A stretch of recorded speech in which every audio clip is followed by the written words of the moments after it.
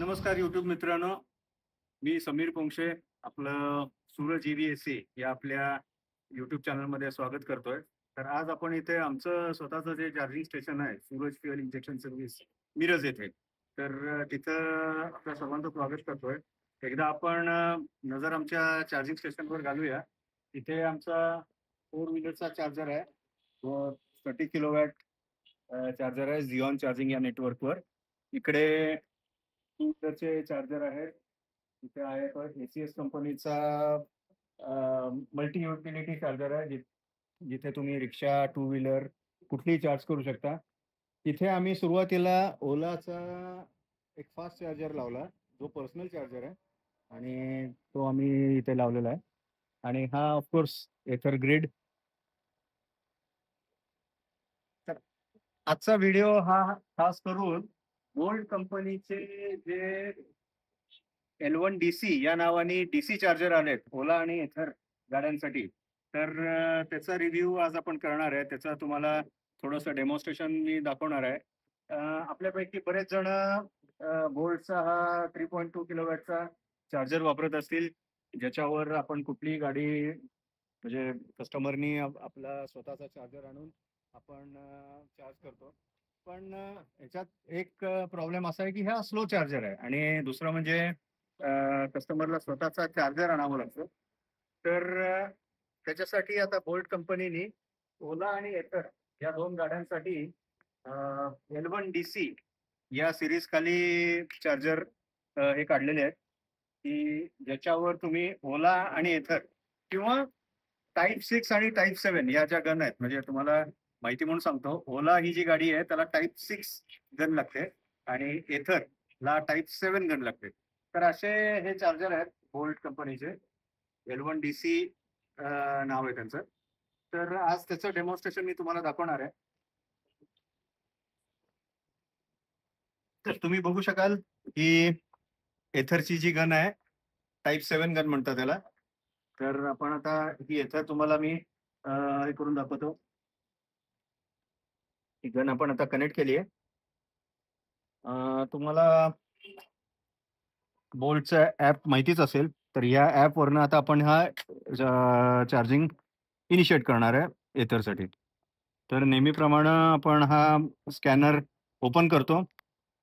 Scanner open केला की याच्यावर चार्जरवर हे आहेत QR कोड्स लावलेले आहेत, की ज्याच्यावर आपण तो चार्जर पर्टिक्युलर आपण सिलेक्ट करतो. चार्जर सिलेक्ट केला की इथं तुम्हाला टाईम विचारते, किती वेळ तुम्ही हे करणार आहे, चार्ज करणार आहे.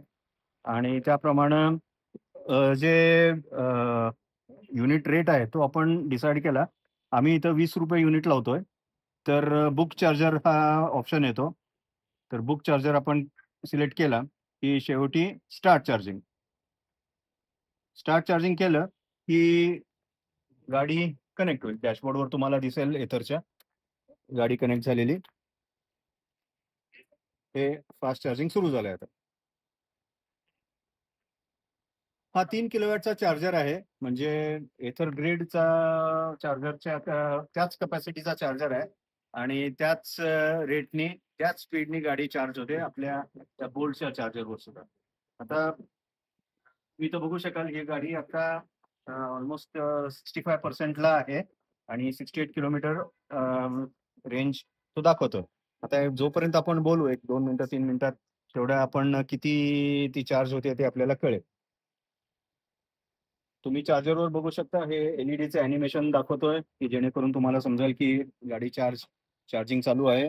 आणि ॲपवर सुद्धा तुम्हाला तो हे दाखवतो की किती त्यांनी आतापर्यंत कन्झम्पशन केलेलं आहे. आणि अमाउंट किती लागणार आहे आपल्याला. आणि बॅटरीचं SOC स्टेट ऑफ चार्ज 65% ला आता बॅटरी आहे. मगाशी तुम्ही याच्यावरही बघितलेलं होतं. तर अशा पद्धतीनं तुम्हाला इथं त्या वेळेचे चार्जरची कॅपॅसिटी दाखवतो. 3 किलोवॅटचा हा चार्जर आहे.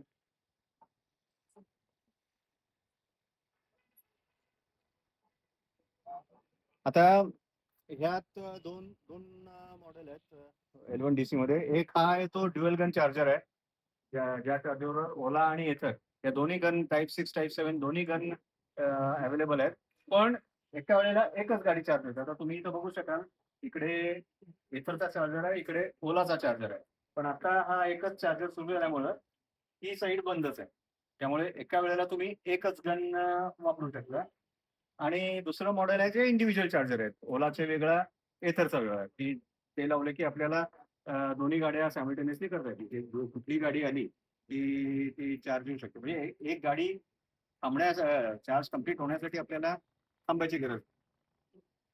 तर असं ओव्हरऑल हे आमचं चार्जिंग स्टेशन आहे. 2-2 चार्जर आम्ही डीसी चार्जर लावलेले आहेत टू व्हीलरचे. आणि तसं बघायला गेलं तर टोटली आपल्याकडे 8 8 ते 10 चार्जर आहेत. एका वेळेला या 8 ते 10 गाड्या आपल्या इथं चार्ज होऊ शकतात. असं हे चार्जिंग स्टेशन सांगली मिरजेसारख्या ठिकाणी खूपच मोठं आपल्याला म्हणायला हरकत नाही. आणि रोज इथं सक्सेसफुली एक जवळ 20-25 गाड्या आपल्या इथं रोज चार्जिंगला येतात. ओला, एथर, टीव्हीएस आणि तुमच्या सर्वांच्या आशीर्वादानं आणि इन्व्हेस्टमेंटमुळं आमचं चार्जिंग स्टेशन व्यवस्थित सुरू आहे. तर हे L1 DC चार्जर बसवण्यासाठी तुम्ही नक्की आम्हाला कॉन्टॅक्ट करा. आपण Volt चार्जरसाठी ऑथराइज्ड डीलर आहोत या भागातले. आणि तुम्हाला योग्य किमतीत आणि पूर्ण आम्ही सेटअप करून देतो चार्जिंग स्टेशनचा. टू व्हीलर म्हणा, फोर व्हीलर म्हणा किंवा कॉम्बिनेशन जसं आपल्या इथं आता आपण बघताय त्या टाईपचं चार्जिंग स्टेशन आम्ही तुम्हाला सेटअप करून देऊ शकतो. आता तुमच्या समोरच एक गाडी पुन्हा आलेली आहे. एथर ग्रीडवर लावतात. तर असं सांगितल्याप्रमाणे हे चार्जिंग स्टेशन सध्या हॉट टॉपिक आहे. गव्हर्नमेंटच्या बऱ्याच सोयी-सुविधा आपल्याला मिळतात. त्याला MSEB कडनं आपल्याला कमी दरात लाईट उपलब्ध केली जाते. तर हे सगळं तुम्हाला जे काही सल्ला आहे किंवा तुम्हाला गाईडन्स आहे एक चार्जिंग स्टेशन सुरू करण्यासाठी, हे सर्व आम्ही तुम्हाला देऊ. चांगल्या प्रकारचा बिझनेस, एक साइड इन्कम तुम्हाला सुरू होऊ शकेल.